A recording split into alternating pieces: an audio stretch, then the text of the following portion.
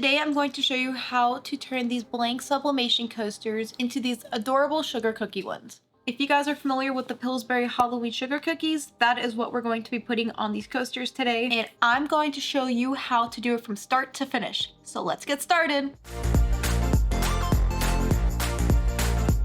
Hello and welcome back to my channel. Today we are going to be diving into a fun sublimation project, which is perfect for gift giving or just to decorate your space for Halloween. We are going to be making these Halloween-inspired sugar cookies. I'm going to walk you through how to set up the designs, how to print them, and show you how I transferred those designs onto these sublimation coasters, which I got from Michaels. Here's what you'll need for this project. You will need sublimation coasters. The ones I have here are 3.5 inches from Michaels. This is also a 4-pack, so this is perfect. What I also like about these is that they also come with cork backings for the back of your coasters, so it's not like you have to purchase them separately, so I do really like that. You will need an inkjet printer with sublimation ink in it. I have up on my screen the model I am currently using, and the sublimation ink that I use is Hippo ink. If you do have a similar model of printer, it cannot have regular printer ink in it, and then you put in the sublimation ink. You can flush it out, but that can be a little complicated, so just note that. You will need sublimation paper. I like using Hippo's and A-Sub paper. I will have both up on the screen. Also, any of the products that I'm using today will be linked down below. Just note that this is not affiliated with anything I do. I'm just recommending the products that I like to use. You will need a heat press. I have used both the Cricut and the HTV Ront, and it works just about the same. I would recommend using one of these. I haven't had really, not like one of the clamp downs. I mean, you can. I just find this easier to use. And yeah, I will show you my temperatures and stuff that I use on this. You will also want to get a heat pad, or I'm not really sure what this is called, but it's some kind of foam pad, and it's just good to have so you're not putting it on your table whenever you're doing your heat press stuff. So I really like to use this. And then finally is I like to use regular copy paper. You are able to use special paper called butcher paper, and what that does is it kind of protects your heat press from any ink getting anywhere. And then I also like to put it down on this mat. So what I like to do, I'll show you, is I like to put a sheet of paper here. And then I also like to put my coaster here, and then I'll put another one on top just to kind of sandwich it together. It's just extra protection. I've also used cardstock before. I think I like cardstock for some things, but it's just good to have copy paper. Again, put your paper something else you can look at. I would not recommend using like wax paper. That can really get kind of screwy. You guys will also need heat resistant tape. I really like using this stuff. This is from the Cricut brand. There are other colored ones, but this is just the one I have on hand. But you guys will be using this to put the sublimation paper on the coasters and kind of keep that in place. I'll also show you a neat little trick that I like to use. Then of course you're going to need the cute designs that we are going to be putting on our coasters today. I got mine off of Etsy for $2 for all 3 designs. Up on my screen is what I'm referring to, and I will also have that link down below. I think it's a great deal for all that you're getting. I'm also going to show you how to resize them so they can fit perfectly on the coasters. So I will see you at the next step. All right, let's move into the design setup. As previously mentioned, I did buy these designs off Etsy for $2. I'm going to be using Canva for my designs today. I started with an Instagram template. The reason why I had to do that was when I had downloaded the file, the images were in one file and I wanted to break it up. After that, I added my image to my canvas. I then cropped the ghost cookie. Then I blew up the image to make sure it fit the whole canvas. I then copied the page, and then I recropped all the images so it would fit, and I would have 3 separate images, and then I downloaded all the images. Then I re-uploaded all the images back to Canva. Then I opened another canvas, which was 8.5 by 11, which is about the size of my sublimation paper. I then searched Canva's library for a circle frame. Then I resized it to 3.6 inches. I know the coasters are 3.5 inches, but I like to give myself a little bit of wiggle room. It doesn't hurt making it a little bit bigger. And I grabbed each image and I dragged it into the circle. And then I resized it to make sure that it would fit the whole circle. You'll see what I'm doing here. I was able to fit all 3 images on the page, and then I saved this as a PDF. I am now going to get ready to have this design printed to my sublimation printer. Over here you will see that I have my printer already set to where I'm going to have it print to. For my settings, I like to make sure that the document size is the letter, aka 8.5 by 11 inches. I set the orientation to be portrait. I have my paper type set to premium presentation paper matte, and then for quality I do high. Then go over to more options, and then under color correction, hit custom, and then hit advanced. And this is how I have my settings. I have it set under color management to color controls, and then I have color mode set to Adobe RGB, and then my gamma set to 2.2.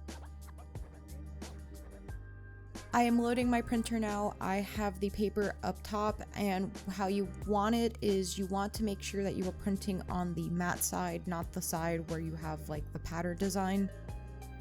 So typically the pattern design will say like A-Sub or Hippo depending on your brand. Okay, now we're getting to the fun part, which is where we're actually going to put our printed designs onto our coasters. So here's our designs. So as you will notice that the designs are actually duller than what the images were on the computer. What's gonna happen is once we actually apply the heat to the coasters, they will become a lot more saturated. So what I'm going to do is I'm going to cut these out.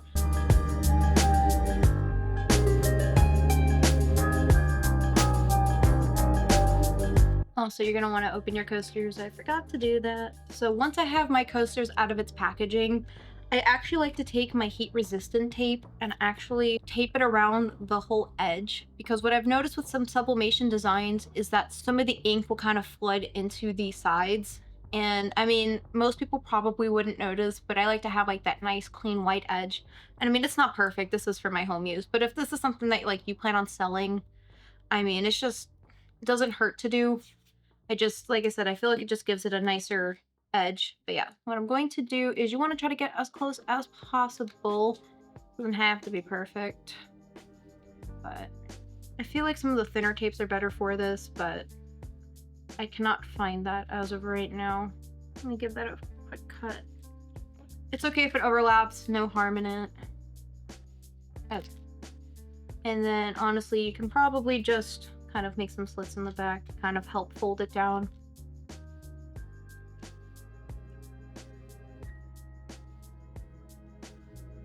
So this is what it's going to look like. You have your blue edging, you have the back kind of all flat. And then what I like to do, which one should I do? Let's do the pumpkin. I'm kind of excited about the pumpkin. Okay, so you're gonna put the design face down, and then I'm going to put my coasters, which is the shiny side. You're gonna wanna put that down. And you want to try to match it up as much as possible. I did make it a little bigger. I made it, I think, 3.6 inches. I'm just gonna tape this down to the paper just to keep that in place. I've seen some people do this without the heat resistant tape, but I guess that is up to you. This is where I like to put my piece of paper down. Then whenever you go to press your coaster, is you want to make sure that the design is facing down, and that the coaster, which you'll have like a very shiny and then a rough side, you want the rough side facing up. Oh, I forgot to mention this too. You are going to want to put another piece of paper just to make sure no ink gets anywhere. Here is the heat press. I have my heat press heating up to 400 degrees Fahrenheit, and we are going to be pressing our coasters for 240 seconds. So I'm gonna let this heat up, and then I will show you what to do next. Okay, so I am going to put the heat press on here, and then at the end of that, I will show you what it looks like. I want to try to balance it just to make sure it's not moving, and then you want to press the R button in this case of the heat press in the event of the HTV run heat press. I forgot to mention this, but you may definitely want to invest in some heat resistant gloves. This will make your life so much easier when dealing with the coasters since they're scorching hot, unfortunately. Cute! Okay. So this is what we want it to look like. This is what we want it to look like. Okay, so I'm gonna set this to the side. I would put this on, if you guys have like any pot holders or whatever, I would put that on there unless you have more of these mats. So, which not everybody does, but yeah, I would just put that on there while it's cooling. Once it's done cooling, I will show you what to do.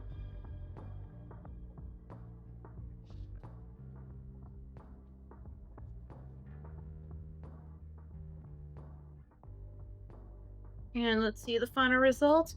Oh, look how cute that is. Okay, so I'm just going to unwrap some of the tape here. Okay, so I'm removing the heat press now. And let me see what this coaster's gonna look like.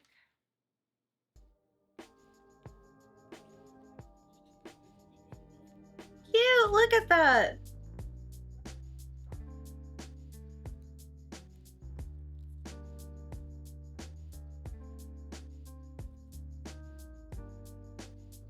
I like to let them sit for about maybe 10-15 minutes, just kind of when they're cold to the touch, because you don't want to put the cork backing on them with them being very hot, because it just won't stick very well. So yeah, just let that sit for about, like I said, 10-15 minutes, and then I will see you guys when they're cool.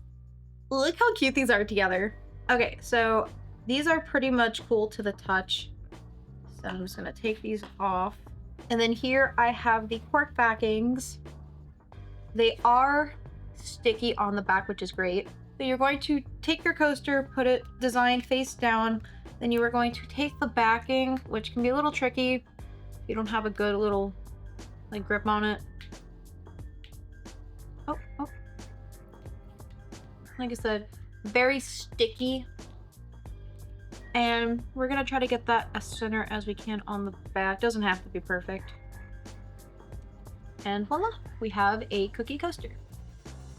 So let me get the other ones done.